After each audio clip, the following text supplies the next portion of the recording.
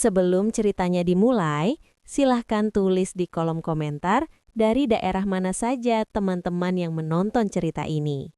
Jangan lupa like dan subscribe agar channel ini terus berkembang dan bisa mempersembahkan cerita yang lebih menarik lagi. Aku bernama Nadia, usiaku 31 tahun. Jika ada orang yang bertanya seperti apa hidupku sebelum semua ini terjadi, aku akan menjawab dengan satu kata, tenang. Tidak sempurna, tentu saja, tapi cukup tenang untuk membuatku merasa aman menjalani hari-hari tanpa rasa takut yang berlebihan. Aku bukan perempuan dengan kehidupan glamor. Aku bekerja, punya penghasilan sendiri, dan hidup dengan cukup. Tidak berlebihan, tapi juga tidak kekurangan.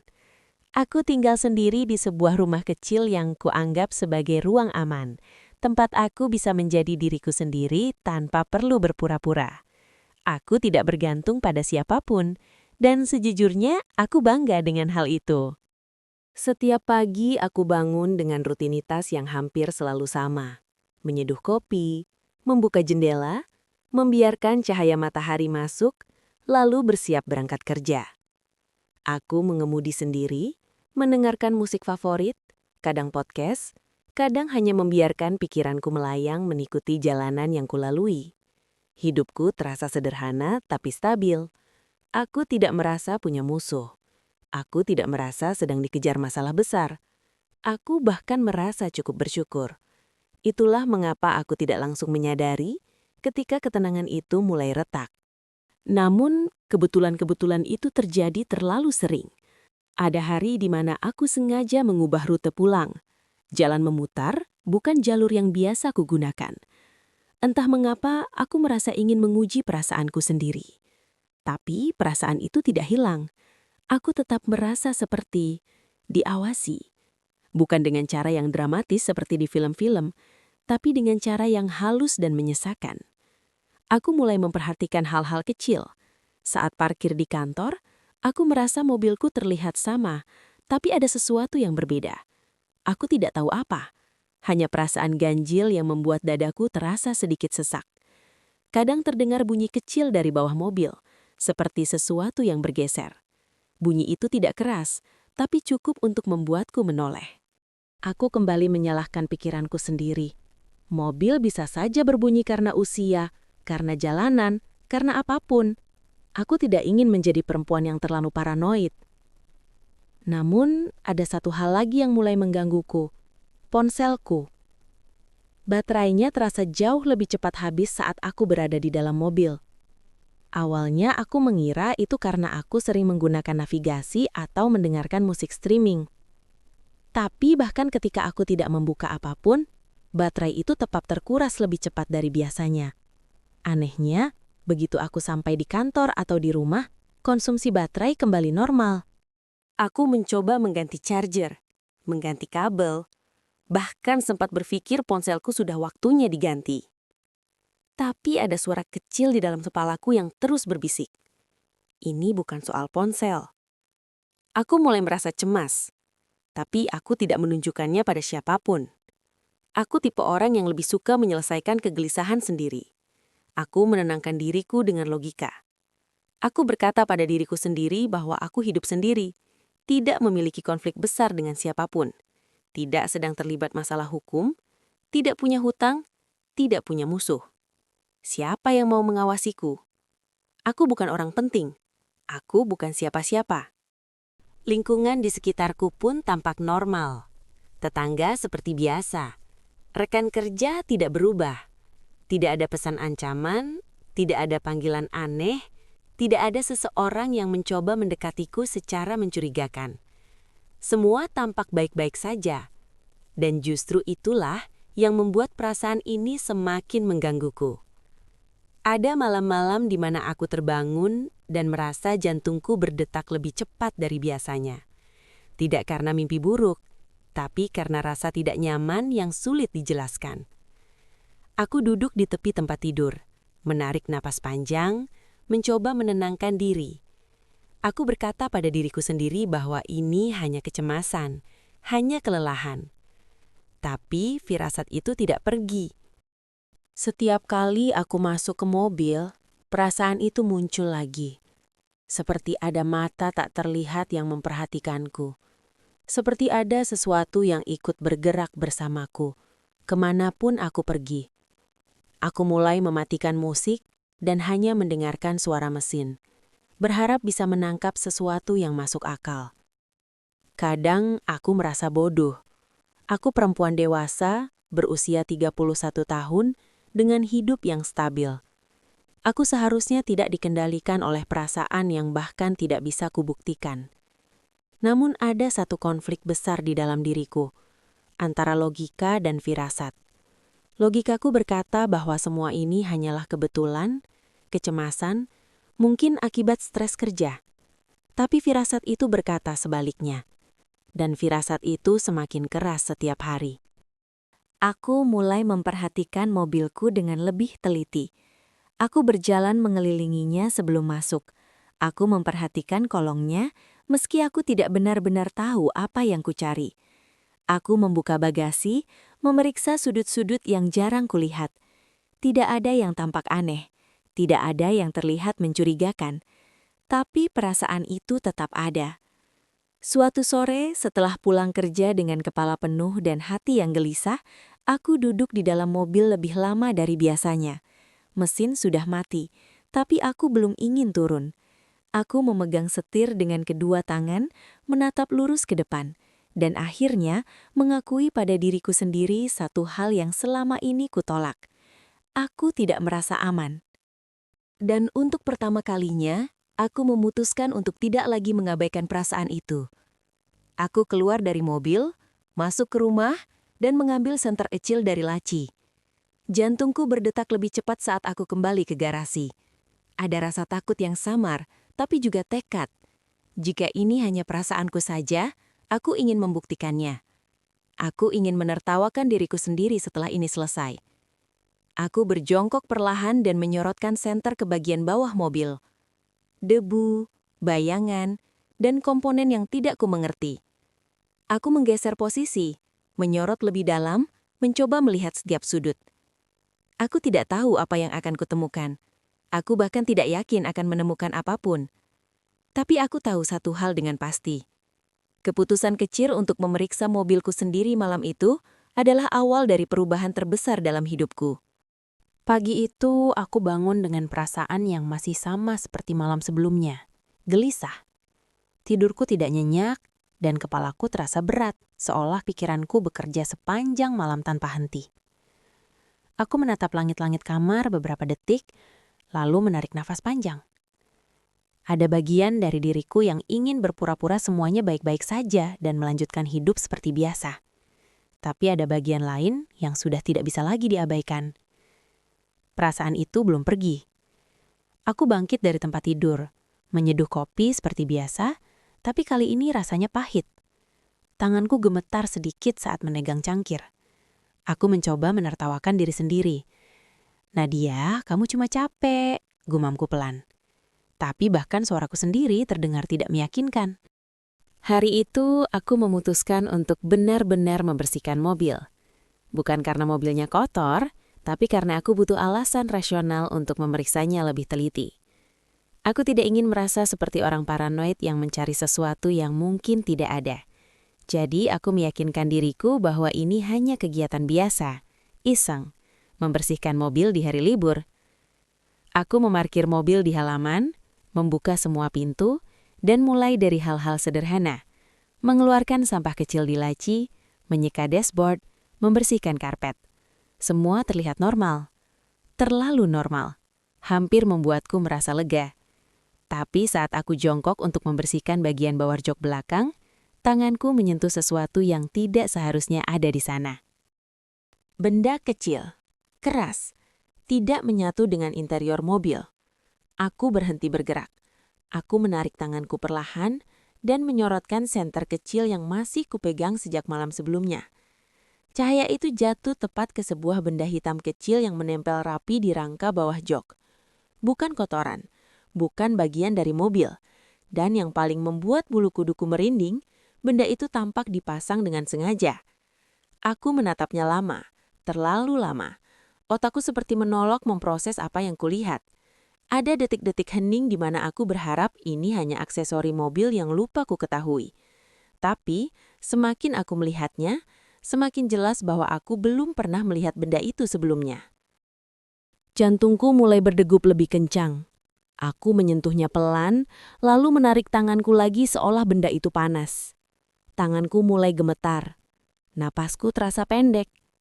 Ada rasa dingin yang menjalar dari tengkuk ke punggungku. Aku bingung, takut, dan tidak tahu harus bereaksi seperti apa. Apa ini? Bisikku pelan, lebih kepada diriku sendiri. Aku memaksa diri untuk tetap tenang. Aku bukan anak kecil. Aku perempuan dewasa. Aku harus berpikir jernih. Dengan tangan yang masih gemetar, aku mengambil ponsel dan memotret benda itu dari beberapa sudut. Aku tidak berani langsung mencabutnya. Ada ketakutan aneh bahwa menyentuhnya lebih jauh akan memperburuk sesuatu. Aku duduk di kursi pengemudi, menutup pintu, dan mencoba mengatur napas. Dadaku naik turun dengan cepat. Aku merasa konyol karena ketakutan pada benda sekecil itu. Tapi, instingku berkata sebaliknya. Ini bukan hal sepele. Aku membuka internet. Mengetik dengan jari yang terasa kaku. Benda kecil hitam di bawah jok mobil. Alat asing di mobil. Perangkat mencurigakan di mobil. Satu persatu hasil pencarian muncul. Artikel, forum, video. Dan perlahan, dugaan yang paling kutakuti mulai mengambil bentuk. Alat pelacak. Aku menonton beberapa video, membandingkan bentuk, ukuran, posisi pemasangan. Semakin lama aku melihat, semakin kuat perasaan mual di perutku. Bentuknya terlalu mirip, cara pemasangannya terlalu rapi. Ini bukan kebetulan. Aku menutup ponsel dan memejamkan mata. Kepalaku terasa berdenyut. Jika ini benar alat pelacak, berarti selama ini aku tidak hanya merasa diawasi, aku memang diawasi. Ketakutan yang selama ini samar kini berubah menjadi nyata, padat, dan menekan dadaku dengan kuat. Aku mempertimbangkan membawa mobil ke bengkel. Tapi begitu pikiran itu muncul, aku langsung menggeleng. Aku tidak tahu harus berkata apa. Aku tidak ingin orang lain menyentuh benda itu tanpa tahu apa risikonya. Aku juga tidak ingin ceritaku terdengar berlebihan atau malah ditertawakan. Akhirnya aku mengambil keputusan yang terasa paling masuk akal, meski membuat lututku terasa lemas. Aku pergi ke kantor polisi. Sepanjang perjalanan, tanganku mencengkeram setir lebih erat dari biasanya. Aku terus melihat kaca spion, seolah berharap tidak ada yang mengikutiku. Setiap mobil di belakangku terasa mencurigakan. Setiap lampu merah terasa terlalu lama.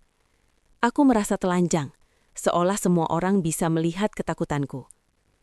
Sesampainya di kantor polisi, aku duduk di ruang tunggu dengan perasaan campur aduk. Takut, malu, bingung. Ada bagian dari diriku yang masih berharap semua ini hanyalah kesalahpahaman besar. Bahwa polisi akan tersenyum dan berkata, aku terlalu cemas. Tapi harapan itu runtuh begitu salah satu petugas memeriksa foto yang kutunjukkan. Wajahnya berubah. Bukan wajah bingung. Bukan wajah heran. Tapi wajah serius. Ia memanggil rekannya. Mereka berbicara pelan, lalu meminta aku menjelaskan lebih detail. Sejak kapan aku merasa aneh? Di mana aku menemukan benda itu? Apakah aku mencabutnya? Apakah aku mengenali bentuknya? Aku menjawab semuanya dengan jujur, meski suaraku terdengar bergetar. Mereka lalu memeriksa langsung mobilku. Aku berdiri beberapa langkah jauhnya, memeluk diriku sendiri, mencoba menenangkan tubuhku yang terasa dingin meski matahari sedang terik. Setiap detik terasa panjang. Setiap gerakan mereka membuat jantungku berdetak lebih keras. Akhirnya salah satu dari mereka mendekatiku. "Nona Nadia," katanya dengan suara datar tapi tegas. "Benda itu memang alat pelacak." Dunia terasa sunyi seketika. Aku mendengar kata-kata itu, tapi rasanya seperti berasal dari tempat yang jauh. Kepalaku berdengung, kakiku terasa lemah. Aku harus berpegangan pada sandaran kursi agar tidak jatuh. Alat pelacak. Benar. Nyata. Bukan perasaanku. Aku menelan ludah dengan susah payah. Sejak kapan?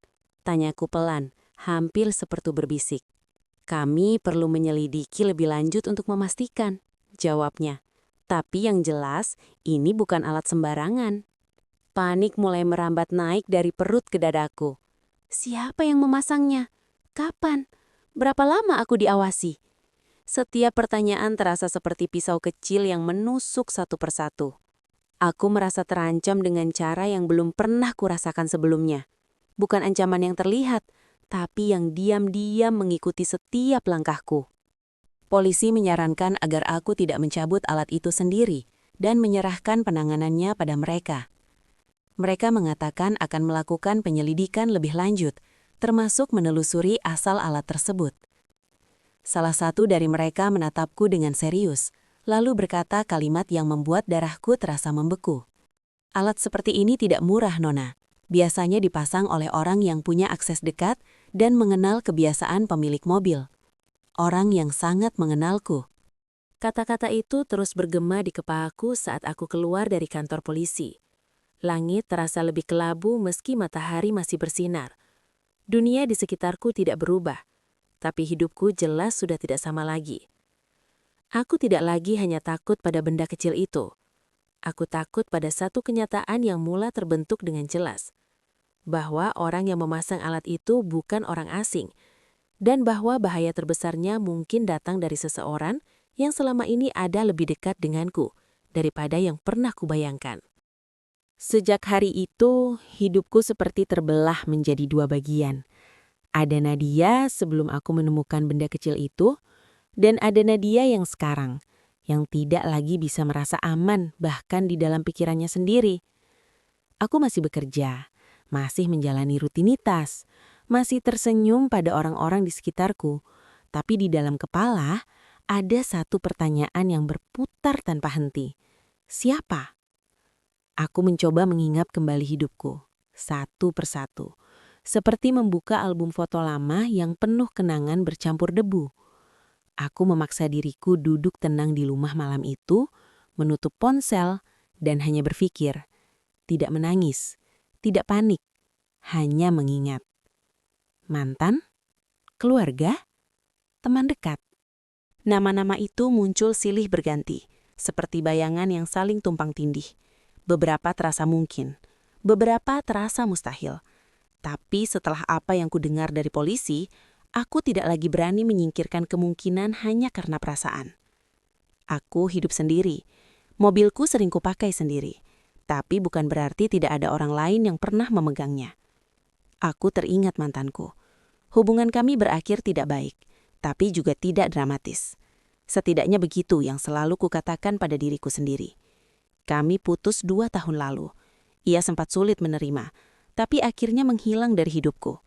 Atau setidaknya aku mengira begitu. Aku menggigit bibir saat memikirkan kemungkinan itu. Tapi rasanya terlalu jauh, terlalu lama, dan ia tidak pernah tahu detail rutinitasku sekarang. Keluarga? Aku menggeleng pelan. Tidak mungkin. Aku ingin percaya itu. Aku harus percaya itu. Keluargaku tidak sempurna, tapi tidak ada alasan bagi mereka untuk melakukan hal sekejam itu. Teman dekat. Kata itu terasa berat. Aku tidak punya banyak teman dekat. Hidupku sederhana, lingkaranku kecil, dan justru itu yang membuat ketakutanku semakin besar. Karena semakin kecil lingkarannya, semakin jelas wajah-wajah yang harus kuperhatikan. Keesokan harinya aku kembali ke kantor polisi untuk memberikan keterangan lanjutan. Kali ini mereka bertanya lebih detail, dan pertanyaan-pertanyaan itu seperti mengorek sesuatu yang selama ini terkubur rapi di pikiranku. Siapa saja yang pernah memegang mobil Anda dalam 6 bulan terakhir? Aku menghela napas. Beberapa teman pernah juga diservis. Mekanik siapa? Bengkel mana? Aku menyebutkan semuanya. Nama bengkel, waktu, bahkan nama petugas yang kutahu. Polisi mencatat dengan teliti. Siapa yang tahu rutinitas harian Anda? Pertanyaan itu membuatku terdiam lebih lama, karena jawabannya lebih sedikit dari yang kukira.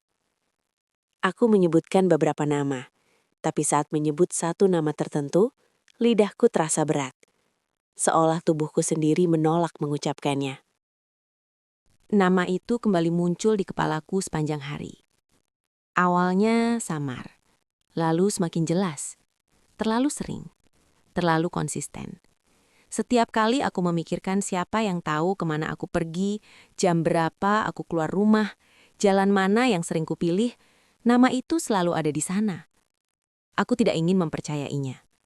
Orang itu pernah sangat dekat denganku, pernah menjadi tempatku bercerita tanpa filter, pernah menjadi orang yang kuberi kepercayaan tanpa syarat. Pernah kucindai dengan caraku sendiri. Aku menolak kemungkinan itu mentah-mentah. Aku mengatakan pada diriku sendiri bahwa aku sedang panik, bahwa ketakutan bisa memutarbalikkan logika, bahwa tidak adil mencurigai seseorang hanya karena ia dekat. Tapi logika tidak bisa diusir begitu saja. Polisi mulai menunjukkan bukti teknis yang mereka dapatkan. Mereka tidak menyebut nama, tapi detail-detail itu terasa seperti anak panah yang mengarah ke satu titik yang sama. Waktu pemasangan alat pelacak diperkirakan beberapa bulan lalu. Saat itu aku masih sering bertemu orang itu. Bahkan ada satu hari di mana aku ingat jelas, mobilku kupinjamkan. Lokasi pembelian alat tersebut juga bukan sembarangan. Bukan toko online umum. Tempat khusus yang membutuhkan pengetahuan teknis. Dan orang itu memang mengerti hal-hal seperti itu. Aku merasa dadaku sesak.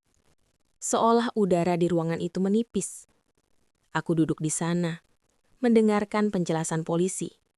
Tapi pikiranku berperang dengan kenangan. Aku teringat tawa, obrolan larut malam, janji-janji yang dulu terdengar tulus. Cara ia menatapku seolah aku satu-satunya orang di dunia. Semua itu bertabrakan dengan gambaran alat pelacak dingin yang menempel di mobilku. Tidak, bisikku dalam hati. Dia tidak mungkin.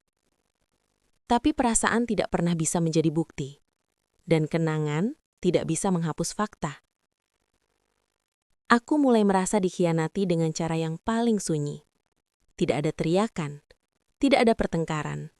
Hanya kesadaran perlahan bahwa mungkin selama ini aku sedang dipermainkan. Malam itu aku pulang dengan kepala berat. Aku duduk di ruang tamu tanpa menyalakan lampu. Gelap membuatku merasa lebih aman. Aku memeluk lutut, menatap lantai, dan membiarkan air mata jatuh tanpa suara. Aku marah, aku kecewa, tapi yang paling kuat adalah rasa bodoh. Bagaimana mungkin aku tidak menyadarinya? Bagaimana mungkin aku memberi kepercayaan sedalam itu? Setiap pesan lama terasa seperti teka-teki baru. Setiap perhatian kecil yang dulu membuatku tersenyum, kini terasa mengerikan. Aku mulai mempertanyakan segalanya. Apakah semua itu tulus, atau hanya cara untuk memastikan aku tetap dalam jangkauan? Polisi menghubungiku keesokan harinya. Suara mereka tenang, profesional, tapi kata-kata yang mereka sampaikan membuat perutku kembali melilit. Nona Nadia, kata salah satu dari mereka.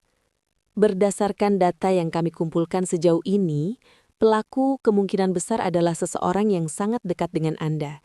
Kami perlu Anda bersiap secara mental. Aku menutup mata. Aku sudah menduganya, tapi mendengar itu diucapkan dengan begitu lugas, tetap terasa seperti pukulan. Aku mengangguk meski mereka tidak bisa melihat. Saya mengerti, jawabku pelan. Setelah panggilan itu berakhir, aku duduk lama tanpa bergerak. Tidak menangis lagi. Air mataku sudah habis. Yang tersisa hanya perasaan hampa dan tekad yang mulai terbentuk perlahan. Jika memang orang terdekat yang kulindungi selama ini adalah sumber ketakutanku, maka aku tidak bisa lagi menutup mata. Aku tidak akan lari. Aku tidak akan pura-pura tidak tahu. Aku masih takut. Sangat takut. Tapi kini ketakutanku memiliki arah. Dan di dalam dadaku, di balik semua luka dan kekecewaan, mulai tumbuh satu hal baru yang belum pernah kurasakan sebelumnya. Kewaspadaan dan kesadaran bahwa untuk pertama kalinya dalam hidupku, aku harus melindungi diriku sendiri, bahkan dari orang yang paling pernah kucintai. Hari itu datang tanpa peringatan, tanpa memberi waktu bagiku untuk menguatkan diri. Aku sedang duduk di ruang tamu, memandangi dinding kosong ketika ponselku bergetar. Nama yang tertera di layar membuat dadaku langsung terasa sesak. Polisi. Ada bagian dari diriku yang sudah siap, tapi ada bagian lain yang masih berharap, dengan bodohnya, bahwa semua kecurigaan itu salah, bahwa dunia tidak akan sekejam itu padaku. Aku mengangkat telepon dengan tangan gemetar. "Nona Nadia?" Suara di seberang terdengar tegas, namun berhati-hati, seolah mereka tahu setiap kata akan meninggalkan bekas. "Kami sudah mengonfirmasi identitas orang yang memasang alat pelacak di mobil Anda." Aku menelan ludah. Ruangan di sekitarku terasa menyempit. Aku bisa mendengar detak jantungku sendiri. "Siapa?" tanyaku. Suaraku hampir tidak terdengar.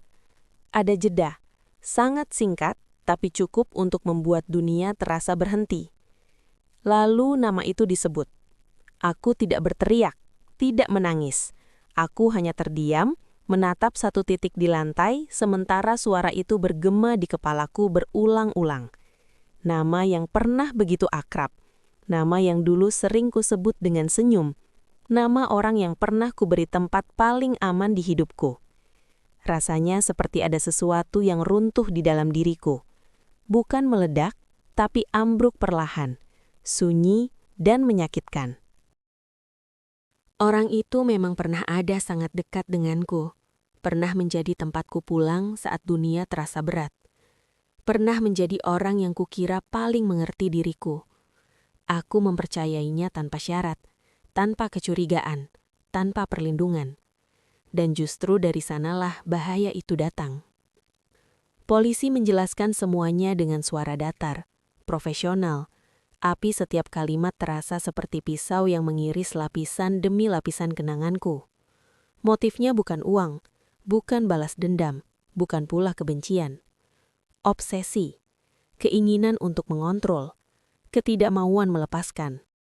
Ia tidak bisa menerima bahwa hidupku berlanjut tanpa dirinya. Bahwa aku bisa bahagia, atau setidaknya hidup, tanpa berada dalam jangkauannya. Alat pelacak itu bukan untuk melindungi, bukan untuk memastikan aku aman. Itu untuk memastikan aku tidak pernah benar-benar bebas. Perutku mual. Aku merasa jijik, bukan hanya padanya, tapi pada diriku sendiri, karena pernah menyebut apa yang kami miliki sebagai cinta. Ketakutan merambat naik, bukan ketakutan yang berisik, tapi yang dingin dan menusuk. Ketakutan karena aku sadar betapa lama aku hidup dalam ilusi. Setiap kenangan berubah makna. Pesan-pesan yang dulu terasa perhatian kini terasa seperti pengawasan. Pertanyaan-pertanyaan kecil tentang kemana aku pergi, dengan siapa aku bertemu, jam berapa aku pulang, semuanya kini terlihat jelas sebagai potongan dari sesuatu yang lebih besar dan lebih gelap. Aku merasa hancur. Tapi kehancuran kali ini berbeda. Bukan seperti patah hati biasa.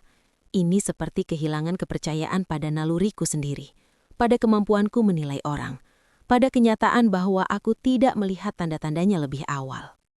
Polisi menanyakan apakah aku bersedia menghadapi konfrontasi. Tidak harus langsung, bisa melalui mediasi atau dengan pendampingan hukum. Aku tidak menjawab saat itu. Kepalaku masih penuh. Namun, konfrontasi itu tetap terjadi, meski tidak seperti yang kubayangkan. Ia menghubungiku lebih dulu. Pesannya masuk larut malam. Satu kalimat sederhana, seolah tidak ada yang salah. Kita perlu bicara. Aku menatap layar ponsel lama. Jari-jariku kaku. Ada rasa ingin melempar ponsel itu jauh-jauh, tapi juga ada rasa ingin tahu yang pahit. Aku membalas singkat, dingin dan jelas. Kita tidak punya apa-apa untuk dibicarakan. Polisi sudah tahu. Jawabannya datang cepat. Terlalu cepat. Ia menyangkang, lalu membela diri. Mengatakan ia hanya khawatir bahwa dunia ini berbahaya. bahwa ia hanya ingin memastikan aku baik-baik saja. Kalimat-kalimatnya penuh pembenaran, dibungkus dengan kata-kata yang dulu mungkin akan membuatku luluh. Tapi tidak lagi. Aku membaca setiap kata dengan kejernihan yang menyakitkan. Tidak ada cinta di sana. Tidak ada kepedulian yang sehat.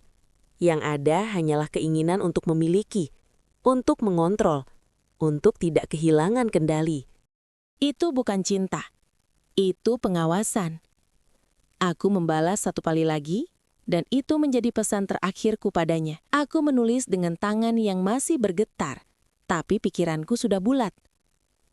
Ini bukan perhatian, ini pelanggaran. Jangan hubungi aku lagi. Setelah itu, aku memblokir nomornya. Aku mematikan ponsel. Aku duduk sendiri dalam gelap dan membiarkan diriku mendangis. Bukan karena rindu, tapi karena kenyataan pahit yang akhirnya terbuka sepenuhnya. Tangisku malam itu bukan untuknya. Tangisku untuk diriku sendiri. Untuk perempuan yang pernah begitu percaya, begitu terbuka, dan begitu tidak terlindungi. Namun di balik air mata itu, ada sesuatu yang berubah. Untuk pertama kalinya sejak semua ini dimulai, aku merasa jelas. Sakit, tapi jelas. Takut, tapi tegas. Aku tidak lagi memikirkan perasaannya. Aku tidak lagi bertanya, apakah ia terluka atau menyesal. Semua itu bukan tanggung jawabku. Yang penting sekarang hanya satu, keselamatanku. Aku memilih melindungi diriku sendiri.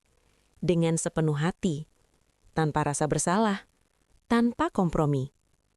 Dan keputusan itu, meski lahir dari luka terdalam, menjadi awal dari kebebasan yang selama ini diam-diam dirampas dariku.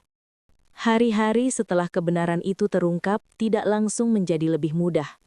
Justru sebaliknya, ada masa ketika semuanya terasa lebih berat daripada sebelumnya. Ketakutan yang dulu samar, kini berubah bentuk menjadi trauma yang nyata.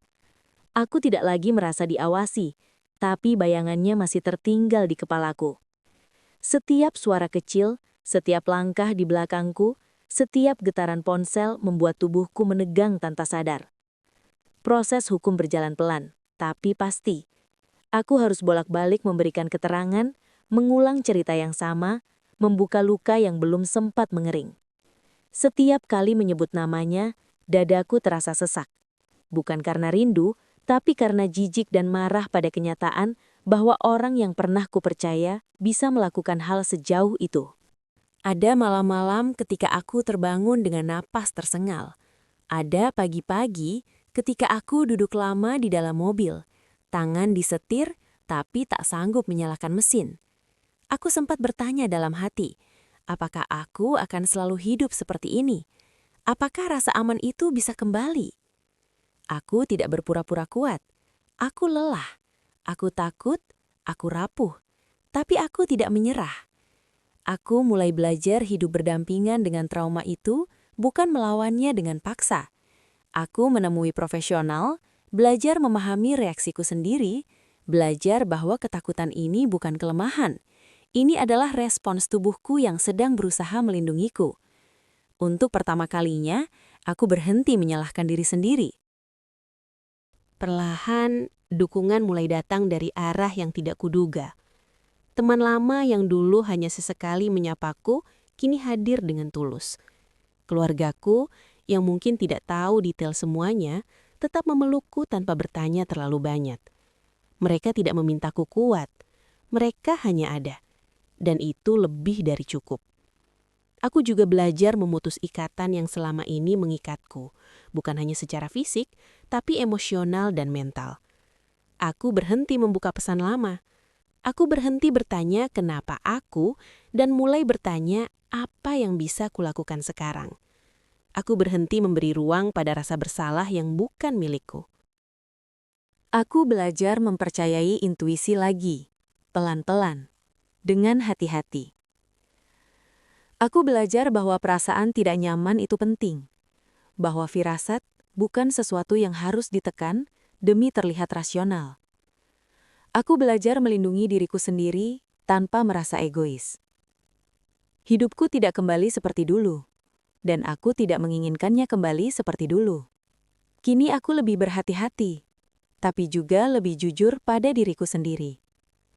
Aku lebih memilih diam daripada memaksa nyaman. Aku lebih memilih sendiri daripada ditemani oleh orang yang membuatku mengecil.